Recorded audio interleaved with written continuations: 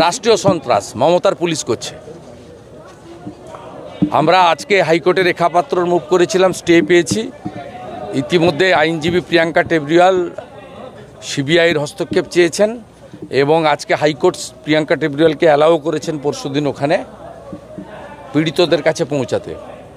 আমরা যা যা ব্যবস্থা গ্রহণ করার করছি, মধ্যযুগীয় বর্বরতা বললে খুব কম হবে।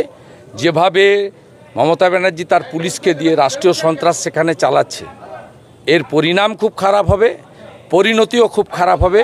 আর যে পুলিশরা করছেন তারা প্রস্তুত থাকুন, উচ্চ পর্যায়ের তদন্ত এবং শাস্তির মুখে তাদের পড়তেই হবে। মমতা ব্যানার্জি যেমন অনুব্রত মণ্ডল, জ্যোতিপ্রিয় মল্লিক, সে শাহজাহানকে বাঁচাতে পারেনি, ঠিক একইভাবে আপনাদেরকেও বাঁচাতে পারবে না।